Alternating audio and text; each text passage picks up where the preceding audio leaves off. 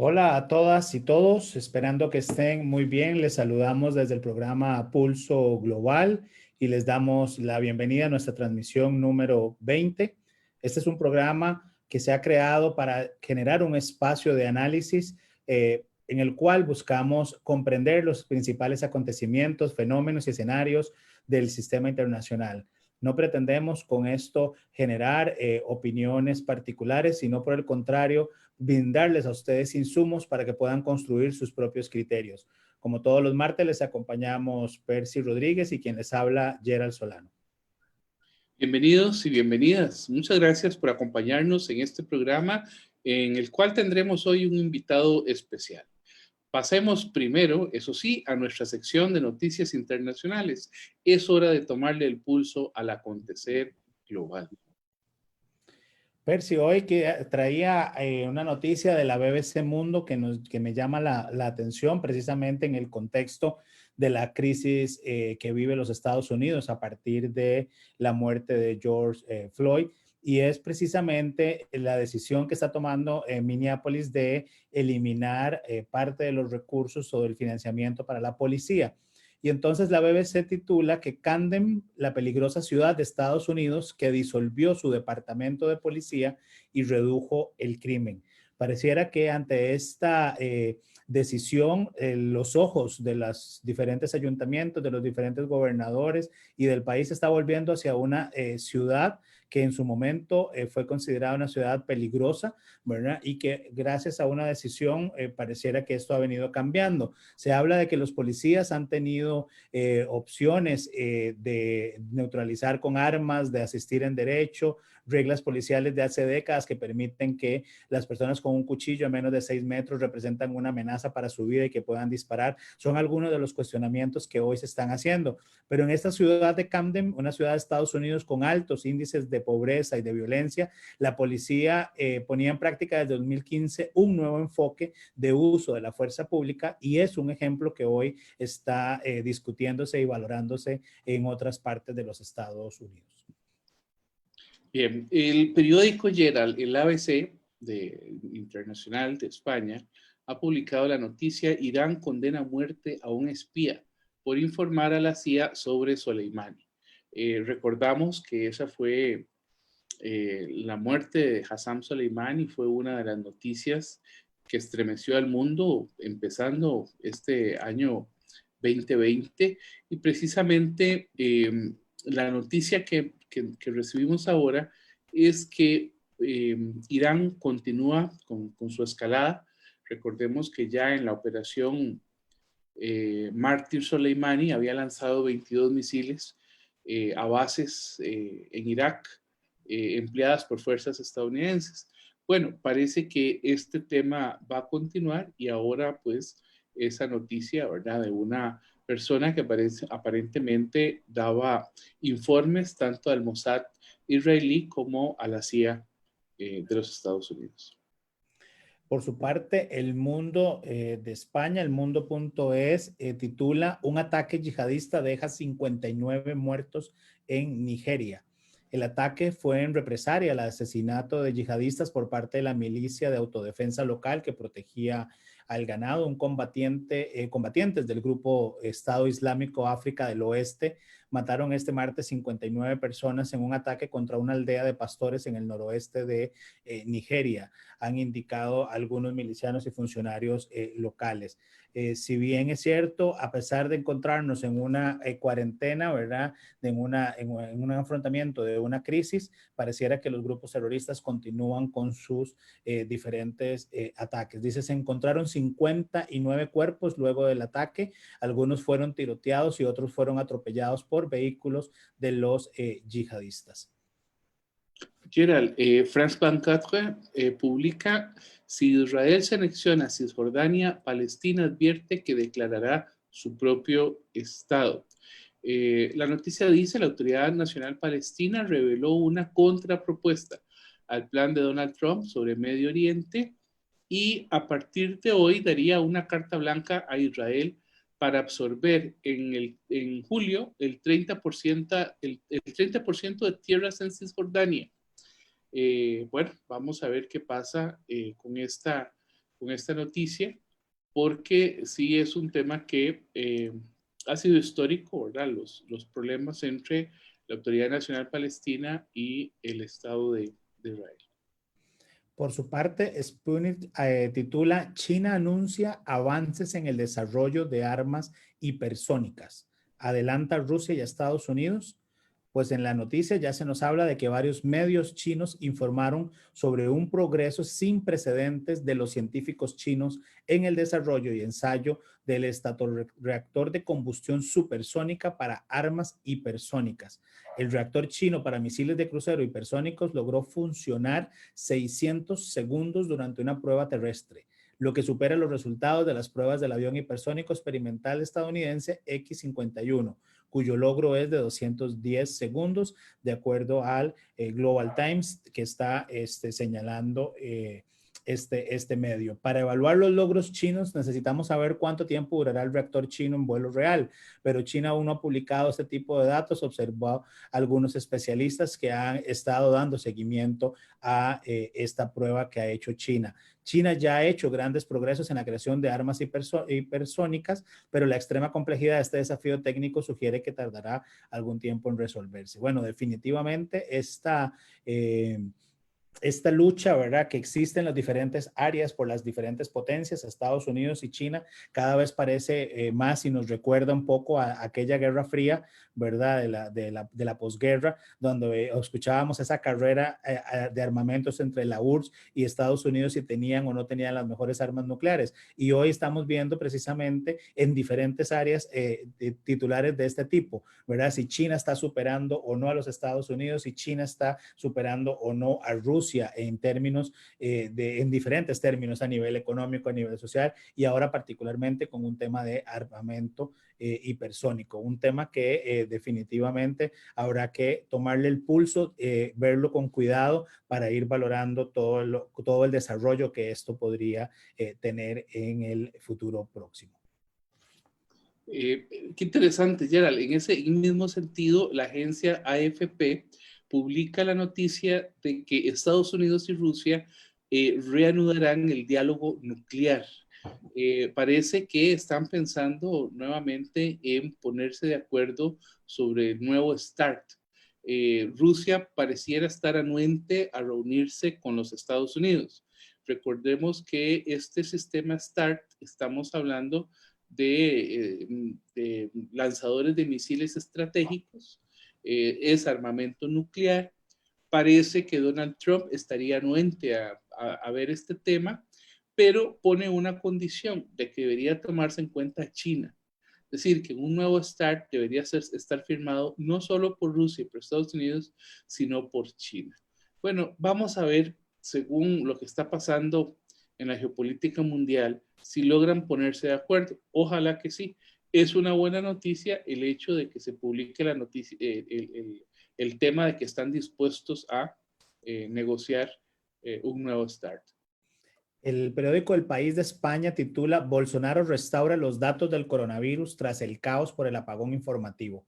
La página web del Ministerio de Salud de Brasil vuelve a publicar la información detallada de muertes y contagios como le ordenó el Tribunal Supremo. Al día de hoy se ha contabilizado 1.272 fallecimientos en las últimas 24 horas. Un tema, digamos, Percy, bastante que hemos abordado y hemos nosotros dedicado programas, digamos, completos a analizar precisamente las reacciones de distintos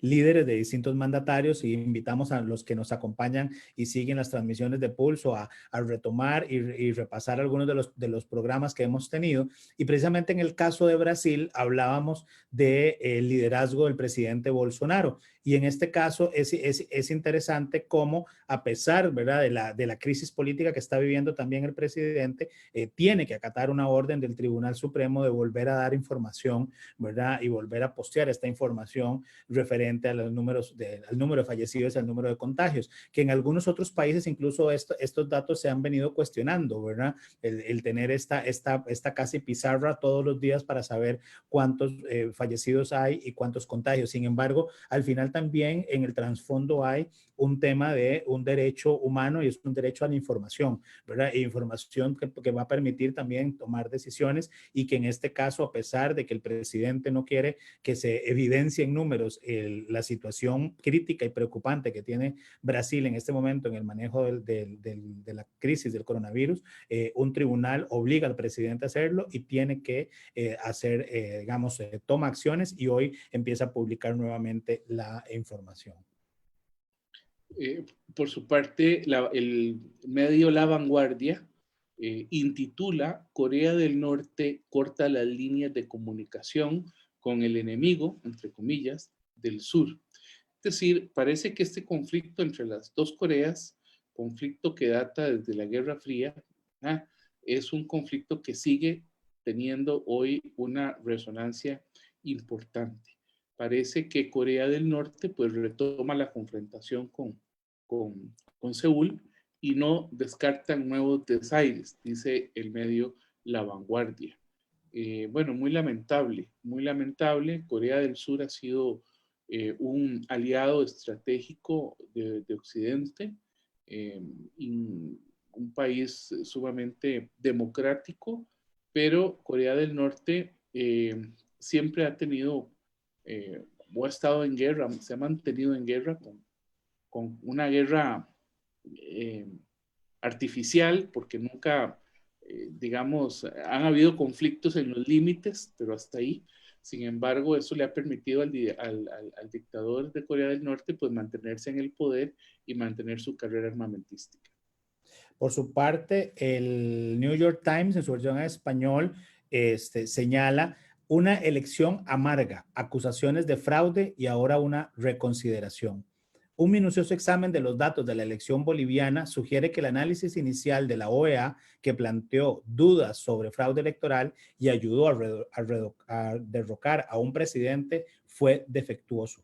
Fue la elección más disputada en décadas. Evo Morales, el primer presidente indígena de Bolivia, se postula para un cuarto mandato y enfrenta una oposición que lo veía como un líder autoritario y reacio a renunciar al poder y que, si ustedes recordarán, en el conteo preliminar del 20 de octubre del 2019, las tensiones aumentaron al haber un cambio en las estadísticas en los últimos momentos después de un apagón y la Organización de Estados Americanos, que había sido invitada a observar las elecciones para que las evaluara, había declarado en ese momento que el cambio en la tendencia era inexplicable. Y ahora se presenta un nuevo estudio que señala que hay una reconsideración en términos de la fórmula o el método estadístico que se utilizó.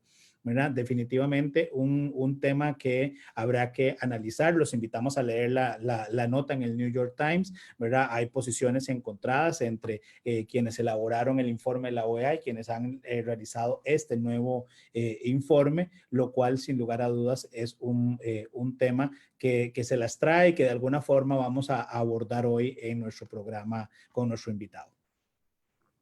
Por su parte, el periódico El País de España titula La OTAN se reinventa como la gran alianza política frente al imparable ascenso de China.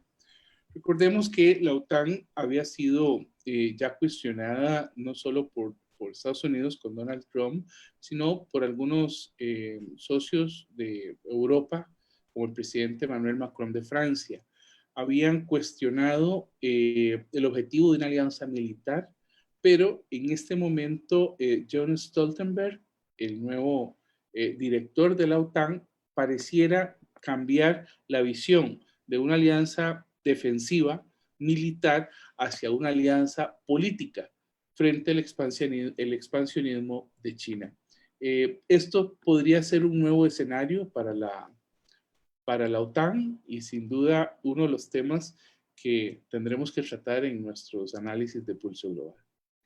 Gracias por continuar con nosotros. Pasamos ahora a nuestra sección del personaje de la historia, que hoy vamos a dedicar precisamente a nuestro invitado especial, por lo que hablaremos del doctor Manuel Alcántara Sáenz, quien es catedrático de la Universidad de Salamanca. Sí, hoy hemos querido invitar a nuestro programa a un distinguido catedrático de una de las más importantes universidades del mundo. Se trata, como lo dijo Gerald, del doctor Manuel Alcántara, un madrileño que ha realizado estudios de doctorado en Ciencias Políticas y Sociología por la Universidad Complutense de Madrid, y quien además ha sido una de las personas que ha trabajado desde el 2014 como director de Flaxo. A mí me correspondió en algún momento conocerlo hace muchísimos años, hace unos 20 años, en la Universidad de Salamanca precisamente, cuando él dirigía un instituto que se llamaba el Instituto para Iberoamérica, para estudios de Iberoamérica. En aquel momento recuerdo que me correspondió visitar al país en virtud de una capacitación sobre fortalecimiento institucional, y recuerdo haberlo conocido siempre muy preocupado por el desarrollo político, sociopolítico de América Latina. De hecho, el instituto se fundó en gran parte para hacer análisis de los países latinoamericanos, de las élites parlamentarias, de las élites políticas, de los partidos como tal, de su desarrollo. Y bueno, en aquel momento, sin duda, me pareció muy grato conocerle, y posteriormente, hará tal vez unos 4 años, de nuevo me lo encontré en la sede de la Fundación Salvadoreña para los Estudios Sociales en El Salvador, para los Estudios Económicos y Sociales, FUSADES. En ese momento se le dio a él un galardón, se le dirigió como miembro, se le recibió como miembro académico de esa fundación, y desde entonces ha hecho importantes aportes para la historia sociopolítica salvadoreña y centroamericana.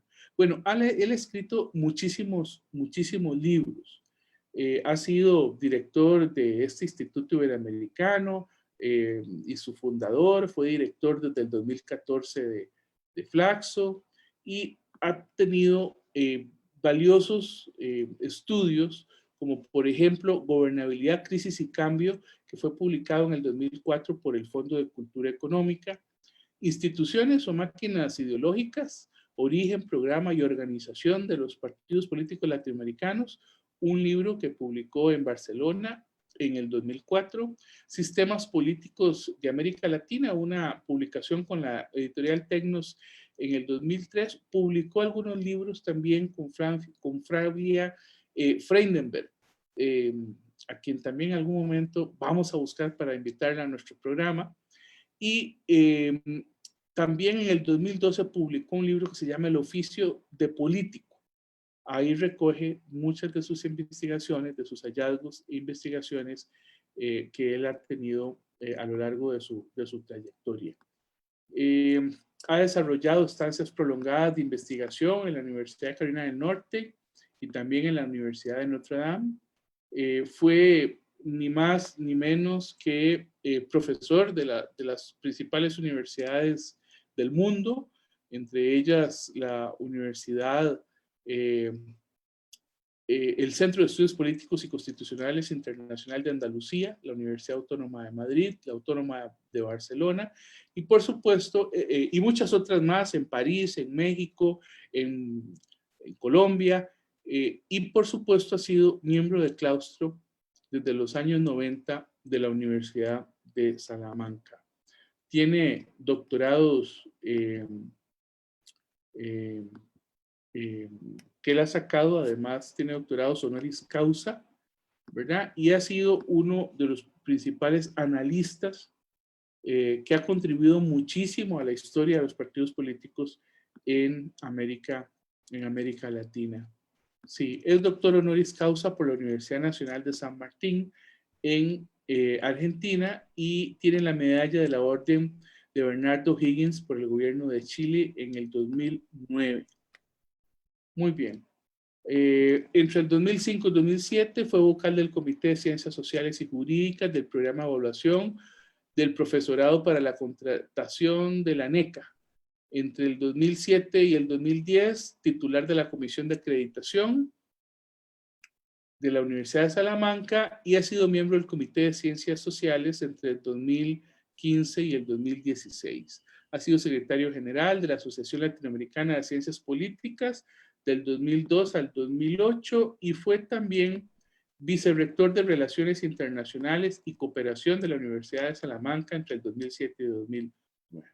Bueno, para nosotros es un honor tenerlo en esta ocasión con nosotros y poderle haber podido preguntar, que fue una entrevista pregrabada, muchísimas de las dudas y reflexiones que hemos tenido, que muchos nos han hecho llegar y que versan precisamente sobre el tema de las élites políticas en nuestra América Latina.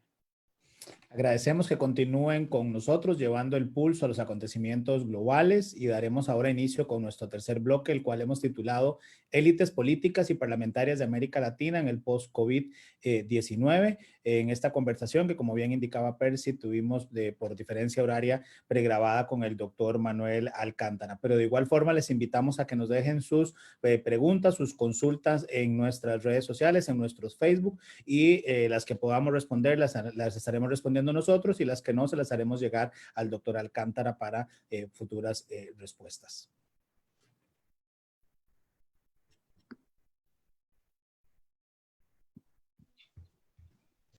Muy buenos días, doctor Manuel Alcántara. Un honor tenerlo en el programa Pulso Global. Este es un espacio creado para analizar los acontecimientos que suceden a nivel internacional y hoy usted nos honra con su presencia para conversar un poco sobre las élites políticas y parlamentarias en América Latina. Muy bien, pues buenos días, Carlos. Es un placer para mí estar con ustedes. Para nosotros, don Manuel, qué gusto saludarlo. Tenemos una primera pregunta que tiene que ver sobre la legitimación o deslegitimación de los partidos políticos. Bueno, como usted sabe, los partidos políticos han estado presentes en la vida política latinoamericana. ¿Ha hablado usted en algún momento del sistema poliárquico? En sus estudios hemos revisado, usted lo plantea como un sistema estable en el sentido de la institucionalización de las elecciones. En la parte, digamos, ha dicho también que existe alguna resistencia por parte de los ciudadanos o de algunos ciudadanos en el tema de aceptar la democracia en su visión procedimental. Pero queríamos preguntarle qué opina usted de la deslegitimación de las élites políticas y de los mismos partidos políticos en América Latina, que últimamente algunas encuestas han planteado, encuestas de percepción han planteado de esa forma. Muy bien, Percy. Bueno, la pregunta es una pregunta digamos, gruesa, de un calibre muy grueso y que requiere por lo menos tener en cuenta, yo diría que tres cuestiones. Una primera es dónde estamos. Otra segunda cuestión es de dónde venimos, ¿no? Y una tercera dimensión hace alusión al impacto que ha tenido digamos, la sociedad exponencial en la vida de todos nosotros en el último cuarto de siglo. ¿Dónde estamos? Si estamos refiriéndonos a América Latina, estamos refiriéndonos a una región, primero, muy heterogénea, con profundas diferencias entre los países, que sin embargo tiene un eje común, que es el presidencialismo, y eso es importante porque de alguna manera las reglas de juego del sistema presidencial condicionan mucho, lógicamente, el juego político. De lo que se trata es de conseguir el poder, y el poder lo consigue una sola persona, no lo olvidemos, ¿no? Mientras que en el sistema parlamentario tienes que tener una maquinaria partidista para conseguir el poder, ¿no? Otra cuestión es que estamos en una región que, salvo algunas excepciones, y evidentemente Costa Rica es la gran excepción, ¿no? Ha visto interrumpida su vida política en muchas ocasiones, predominando el autoritarismo y por consiguiente prohibiéndose los partidos políticos o persiguiéndose los partidos políticos, de tal manera que solo a partir de los años 80 encontramos un terreno más o menos similar para todos los países. Entonces eso también es otra cuestión que tenemos que tener en cuenta, ¿no? Del tipo. ¿De dónde venimos? Es de que evidentemente los partidos políticos han sido fundamentales en la estructuración de la vida política latinoamericana, sin duda alguna, sin duda. Una gran compilación que se debería haber hecho y no se ha hecho nunca de los sistemas mundiales de partidos políticos pondría a América Latina en un buen sitio, ¿no? Porque los partidos políticos han funcionado, digamos, cumpliendo las funciones clásicas que los manuales nos dicen que tienen los partidos políticos, han sabido representar, han sabido socializar, han sabido seleccionar gente y demás. Eso es obvio, ¿no? Es decir, partidos, por ponerle un ejemplo, ¿no?, de la tradición, en el caso de Costa Rica, del partido del PLN, o yo qué sé, en el caso colombiano del Partido Liberal, o en el caso mexicano del propio PRI, con todo lo que se quiera decir, son partidos que tienen una larga andadura y que sobre ellos se han gestionado sistemas de partidos que, ya digo, han funcionado. Esas serían, digamos, dos consideraciones a las dos primeras preguntas. Ahora, la tercera es, ¿qué ha pasado en el mundo, y no digo en América Latina, en los últimos 25 años? Y es un gran cambio exponencial, se ha venido a decir, es decir, en el que todo se ha multiplicado exponencialmente, ¿no? Desde la población de la humanidad, ¿no?, que se ha multiplicado por 8 en un siglo, a bueno, el significado de la tecnología celular, el significado de la inteligencia artificial, el significado del manejo del Big Data, etc. Todo eso ha cambiado drásticamente nuestra manera de vivir, nuestra manera de ver las cosas, y ha afectado, sin duda alguna, a una de las funciones fundamentales de los partidos políticos, que era, como dije antes, la representación. Es decir, resulta que los ciudadanos cada vez se ven más representándose ellos mismos a través de su intervención en una red social o a través de su posibilidad de mandar un WhatsApp o un mensaje del tipo que sea a su concejal, a su diputado, etc. Y entonces, paulatinamente, los partidos políticos han empezado a difuminarse. Y también, otro elemento que ha conspirado contra los partidos políticos es que la gente ha empezado a buscar otro tipo de identidades y, sobre todo, a romper con identidades que eran inmutables. Es decir, uno nacía conservador porque nacía en una familia conservadora o socialista, pero digamos comunista o liberal o cristiano-demócrata, lo que queramos, y vivía toda su vida dentro de ese ámbito. Es decir, una identidad ligada al apellido, ligada al barrio, ligada al entorno de los amigos, etc., ¿no? Bueno, eso se rompe. Eso, digamos, en términos de Bauman, la licuación, ¿no?, de las sociedades a partir de los años 90 se va rompiendo totalmente, y eso hace que sea muy difícil identificarse con un partido político. O sea que, por un lado, tenemos que los partidos políticos no representan, por otro lado, no se identifica la gente, y tercero, y ya esto no solo tiene que ver con los partidos, sino con el entramado político, se produce una paulatina crisis de desconfianza. De desconfianza en el otro, en la política, en lo público, que se va asentando muy claramente, ¿no? en la propia sociedad. Y esta desconfianza también mina lo que podríamos denominar la lógica de actuación de los partidos, pero también el papel que estos partidos vienen jugando en el sistema político. Es decir, dicho de otra manera, si juntamos los tres elementos, las soluciones los partidos son prescindibles. Son absolutamente prescindibles, ¿no? Hay una pregunta clásica en las encuestas, en los sondeos de opinión pública, muy clásica, de los años 80. La pregunta era, ¿puede haber democracia sin partidos políticos? Si se quiere, podía ser la pregunta. Era así la pregunta, pero podía ser, ¿puede haber política sin partidos políticos? Un porcentaje abrumador, por encima del 80%, decía no. Hoy eso es ya una cosa del pasado, ¿no? Entonces, con esto, y termino esta parte, ¿quiere decir que los partidos políticos han muerto y tal? No, yo no soy de esas tesis, y venimos hablando de la muerte, de la crisis de los partidos políticos ya durante 100 años. No, lo que estoy planteando es que todo esto ha cambiado tanto que estos partidos políticos se van a tener que reinventar hacia otras cosas, ¿no? En un momento se habló, recordemos, de los partidos cártel, ¿no? Y creo que era muy buena la propia nomenclatura de tratar un partido como un cártel.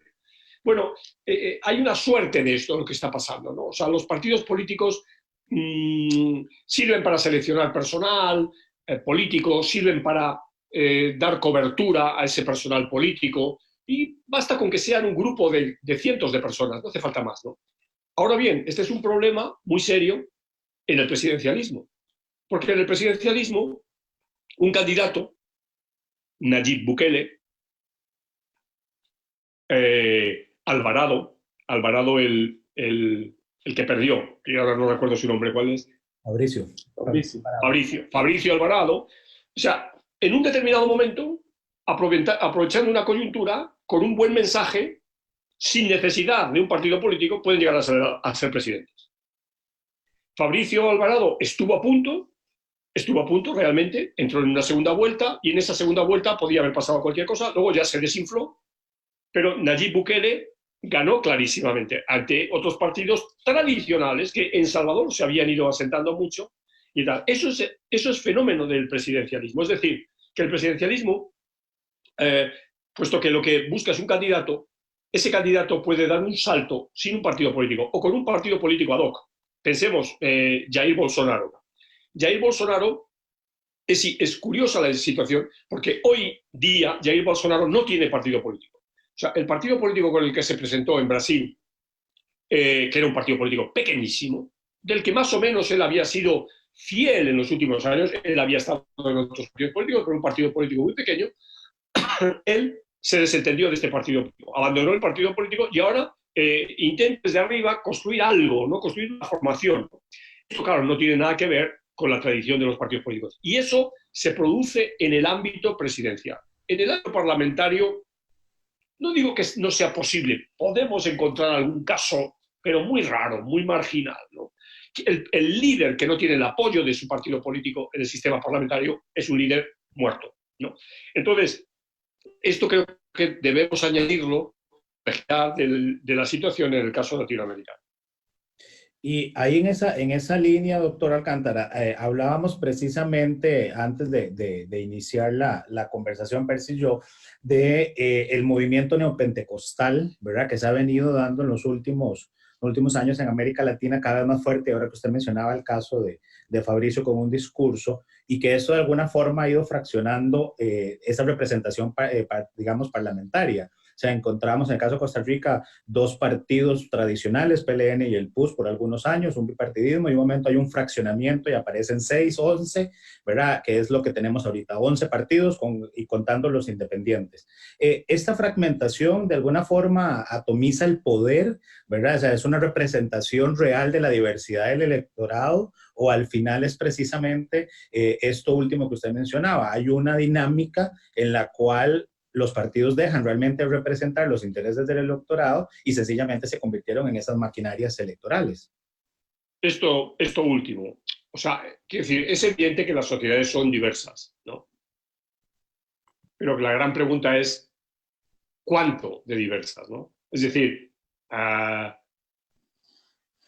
hay un número ideal de partidos políticos, ¿no? Hay colegas que han subrayado mucho que el número ideal de partidos políticos en un sistema es 7, que 7 asegura una buena proporcionalidad de la sociedad y a la vez genera gobernabilidad o genera condiciones de gobernabilidad, por supuesto, a través de procesos de lo que llamaríamos de coalición, ¿no?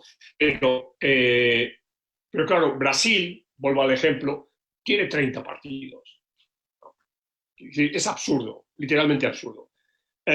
¿Es que la sociedad brasileña es tan diferente? Bueno, por supuesto, claro, es una sociedad de 220 millones de personas, serán 150 millones de electores o 160 millones de electores. Claro, la diversidad es enorme, ¿no? Si uno empieza a cruzar por distintos criterios, la fragmentación puede ser enorme, ¿no? Pero entonces dejo de lado el caso de Brasil y me centro más en el caso de Costa Rica, que es un caso mucho más cómodo, precisamente por tamaño, es un tamaño pequeño, es un tamaño estamos hablando de 5 millones de habitantes, podría ser comparable, todavía Uruguay es más pequeño.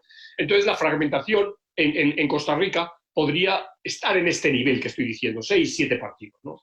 Todo lo que exceda a eso me parece que incide en lo que usted ha señalado. Es decir, hay intereses personales, intereses de grupos de muy distinto calado y con muy distinta financiación. Puede ser desde financiación de tipo religioso, financiación de tipo empresarial, a financiación delictiva, a financiación mafiosa, ¿no? Dinero oscuro, dinero del narcotráfico, dinero digamos, no declarado, de la minería ilegal, etcétera, ¿no? Que claro que fomenta este tipo de candidaturas y que, bueno, moviéndose más o menos bien, teniendo una buena estrategia, pueden alcanzar el Congreso, ¿no? Sobre todo si estamos en países como, sigo comparándolos, Costa Rica y Uruguay, en países con una buena estructura proporcional, ¿no? En la que entonces, bueno, si yo tengo, yo qué sé, en la provincia de Alajuela yo tengo mi nicho, pues yo puedo sacar ahí, a lo mejor puedo sacar de 2 diputados perfectamente, ¿no? Porque yo tengo X cantones dentro de la provincia, ¿no? En los que yo controlo, ¿no? O que yo he hecho una publicidad muy, muy importante. Entonces, claro, hay una perversión. Yo creo que esa perversión es aparentemente fácil de controlar a través de mecanismos institucionales, de mecanismos legales. Es decir, de financiación, del control de la financiación, de buenas campañas públicas, ¿no? De voto informado, de voto perfectamente, además, transparente en el sentido no del voto, sino de la opción que hay por el voto y demás, ¿no? Entonces, y limitar esta perversión. Pero yo creo que el problema, Gerald, está en ese sentido que acaba de decir.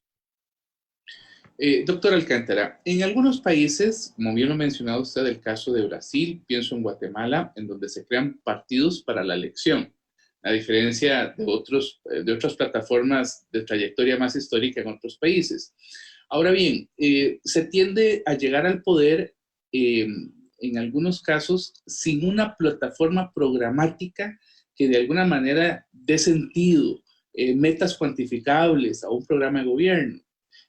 ¿Cuál es el peso que usted asignaría a las plataformas programáticas en los partidos políticos? O si eso ha pasado de moda. También queríamos preguntarle sobre el tema de derechas e izquierdas, si usted considera que ese tema de la ideología todavía juega. ¿Y cuál consideraría usted que podría ser una tipología que podríamos aplicar a los partidos políticos en América Latina? Perdón que la pregunta sé que es muy amplia, pero hasta... Bueno, yo creo que la dimensión programática es muy, muy reducida y se articula cada vez en ejes más limitados y que tienen un gran impacto, ¿no? Uno de ellos, y ya me refería a él al principio, es el eje identitario, ¿no? El eje identitario que se construye, bueno, pues sobre lo que son los elementos de identidad, ¿no? La identidad corporal, de alguna manera uno puede decir la identidad sexual, la identidad espiritual, es decir, cuál es mi relación con lo trascendente, ¿no? La identidad con el medio ambiente, cuál es mi relación con el entorno. Yo creo que estos tres elementos, si nos damos cuenta, ya nos generan tres ejes de dispersión. Uno, no me gusta el término, pero lo digo porque nos entendemos todos, viene en el ámbito de lo que llamaríamos, bueno, ideología de género, no, lo retiro, identidad de género, ¿no? Segundo es identidad religiosa, ¿no? Es decir, soy un neopentecostal, soy un judío, soy un católico, soy un católico pero muy, yo qué sé, sector Opus Dei, y la identidad medioambiental. Soy un ecologista, valoro la naturaleza o no me importa la naturaleza. Ya esos tres elementos yo creo que tienen hoy por hoy algo muy, muy fuerte. Y claro, evidentemente eso es una parte del programa, es una parte, si se quiere, minúscula, porque claro, ¿cómo yo respondo con esos tres elementos a un problema de política de tráfico? Bueno, sí, los medioambientalistas lo tendrían más o menos claro, pero los otros, ¿qué tipo de política de tráfico alguien que es un neopentecostal o un católico va a apostar, ¿no? Bueno, puede que no haya diferencias, ¿no? O quien dice una política de tráfico dice una política de integración regional, ¿no? Nos integramos en América Central, firmamos un tratado de libre comercio. O sea, ya digo que es solo una parte del programa. Y luego hay otra parte importante que constituiría, es si hay algún tema que por la razón que sea tiene en ese momento un especial interés para el electorado. Pongamos por caso, por ejemplo, algo que es también muy típico, un conflicto limítrofe o un conflicto con emigrantes, ¿no? O un conflicto derivado de, digamos, un proceso de esta pandemia, ¿no? De manejo de la pandemia, ¿no?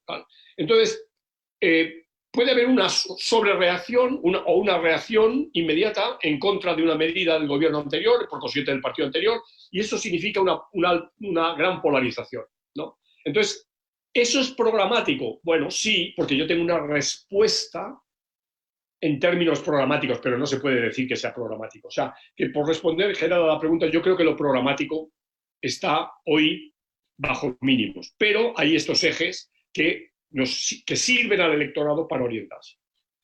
La pregunta de izquierda y derecha, bueno, eso es una de las preguntas, casi diría, me atrevería a decir, favoritas, que venimos, el equipo de la Universidad de Salamanca, trabajando mucho tiempo sobre ella, y que se refiere a, primero, qué significa, ¿no?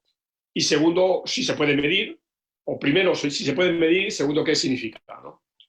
¿Se puede medir? La respuesta indudable es sí. Nosotros tenemos una investigación con los diputados de todos los países de América Latina, de las asambleas legislativas, y les preguntamos una pregunta muy simple. En la escala izquierda-derecha, donde 1 es la izquierda y 10 es la derecha, 1, 2, 3, 4, 5 hasta 10, ¿dónde se sitúa usted? ¿Dónde sitúa a su partido político y dónde sitúa usted al resto de los partidos políticos? Bueno, la gente contesta. La gente contesta, es decir, puede haber un 3%, pero no más, de gente que diga, no, yo no acepto eso o no lo entiendo. No, toda la gente contesta y ubica. Y además se ubica de una manera bastante, diría, normal en términos estadísticos, ¿no? De tal manera que cuando uno hace la media de los diputados de un determinado partido político, bueno, la desviación típica sale pequeña y hay un consenso en que ese partido político está situado en el 4 o está situado en el 8, ¿no? Entonces, eso es una primera respuesta a preguntas. O sea, se puede medir. Ahora bien, segunda pregunta, más delicada y más interesante. Bueno, ¿y qué significa eso? Es decir, ¿qué significa hoy, 2020, estar en la izquierda? ¿Significa lo mismo estar en la izquierda hoy que hace 30 años, cuando no había caído el muro de Berlín? o acabado de caer el muro de Berlín.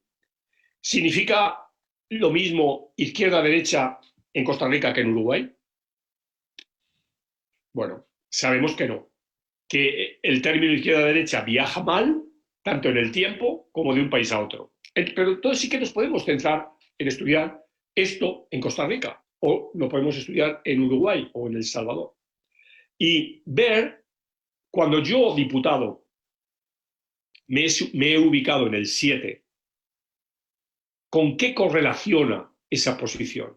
Es decir, ¿cuál es mi posición con respecto a otros temas? Y con un manejo estadístico no demasiado complicado, yo puedo llegar a definir cuál es el sentido de ubicarse en la derecha hoy en Costa Rica o en Uruguay, con preguntas. Entonces, en ese sentido, yo creo que sigue siendo útil, aunque en términos del discurso tenga menos relevancia que tenía antes.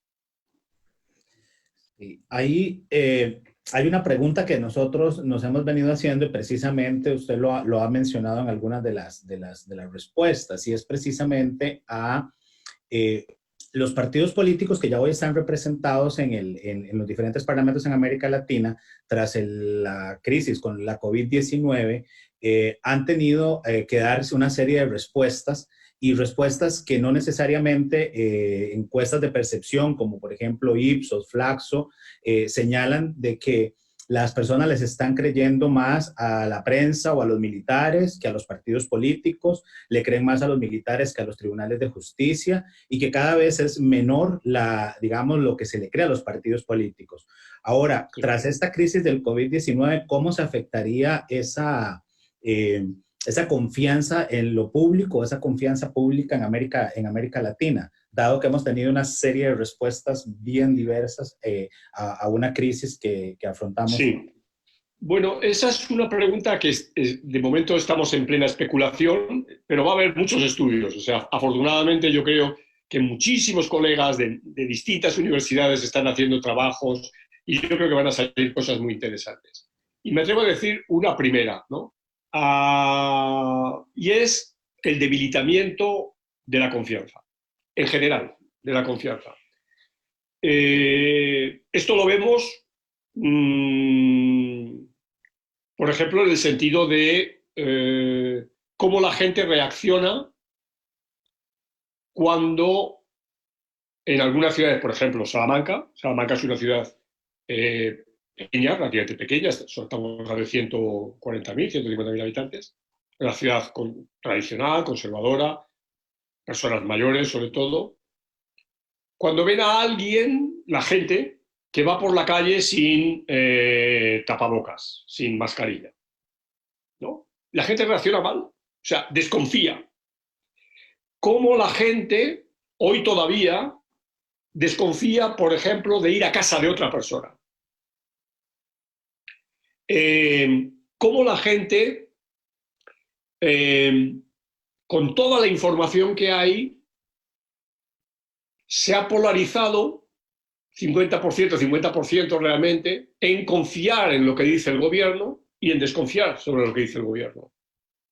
Pero en el fondo, lo que creo que hay es eso, es un síndrome de no me fío, ¿no? De desconcierto. O sea, creo que la incertidumbre, en términos de psicología social, es uno de los elementos más que pesan más. Y si ha definido algo esta crisis en países que hemos tenido, o que seguimos teniendo todavía, una cuarentena, un confinamiento muy severo, es esto, ¿no? O sea, la incertidumbre genera una especie de rencor, una especie de amargor que se proyecta eso en la desconfianza, y desconfianza a cualquier cosa, ¿no?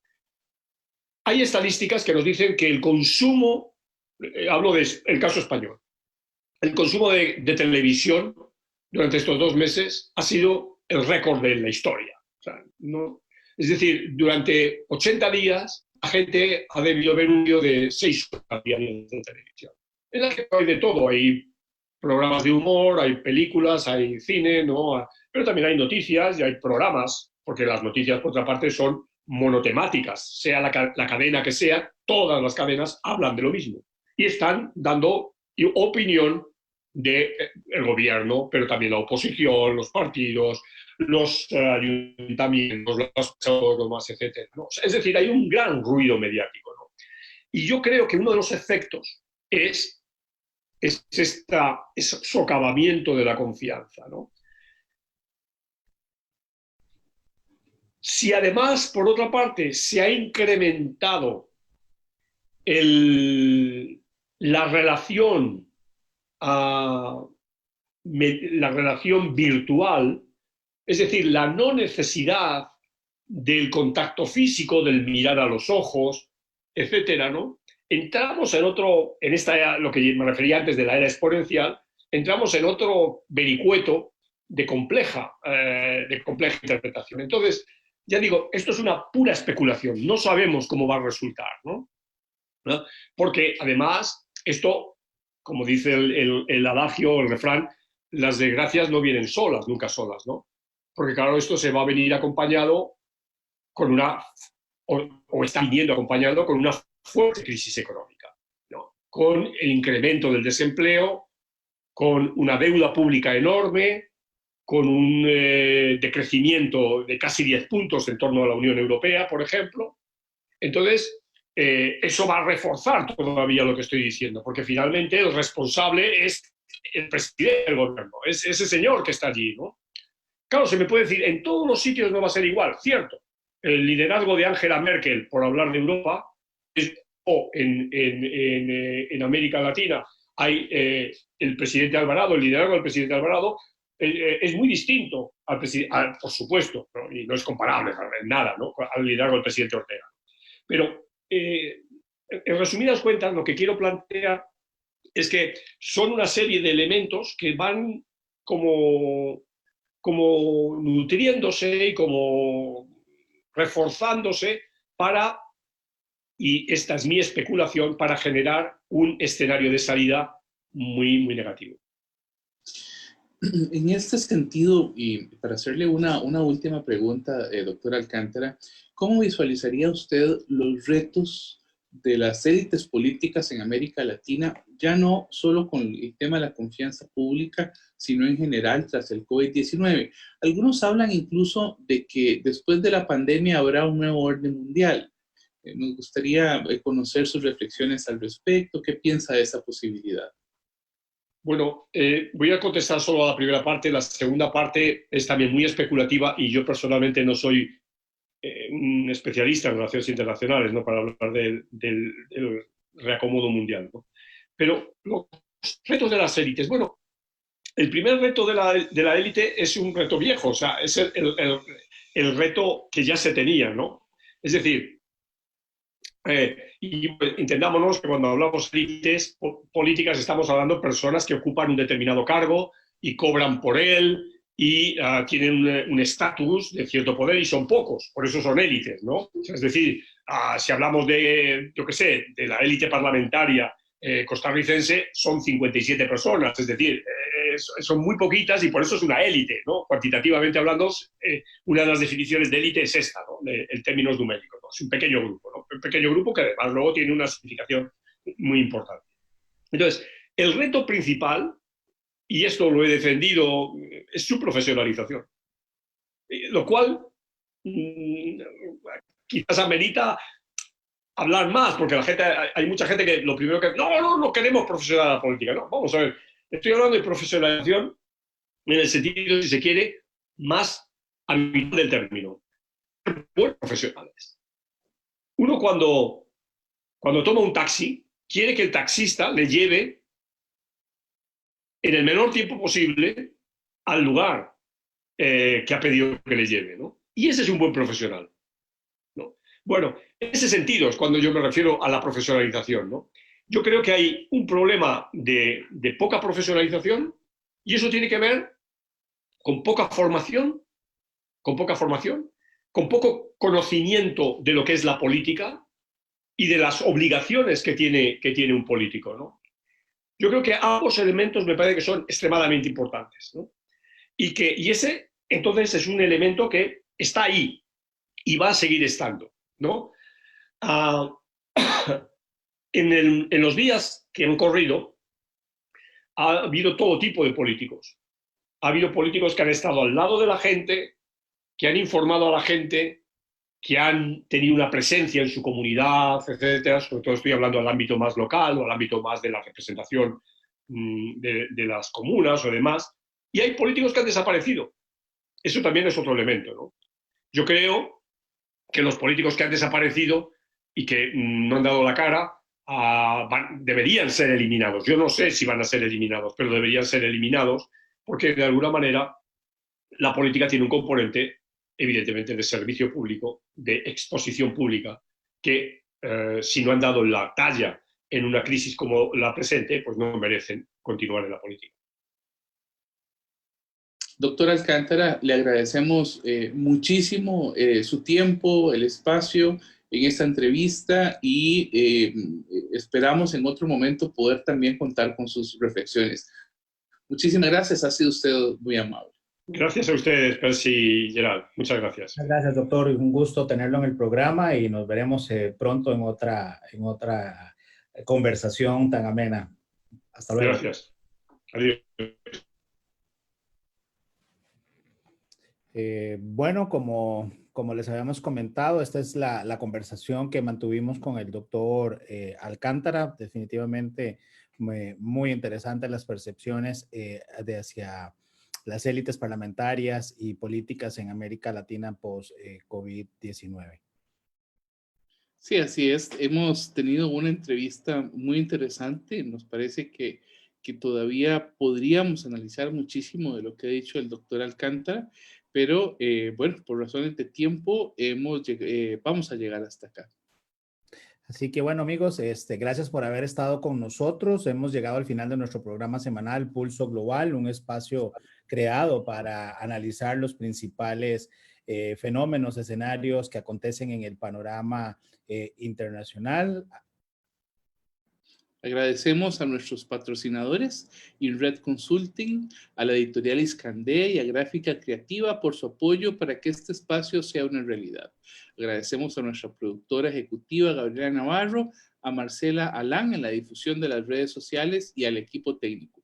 Que todos tengan una buena semana y nos vemos la próxima con una invitada muy especial, también española de la Universidad de Barcelona, ni más ni menos que la muy estimada colega Esther Barbé.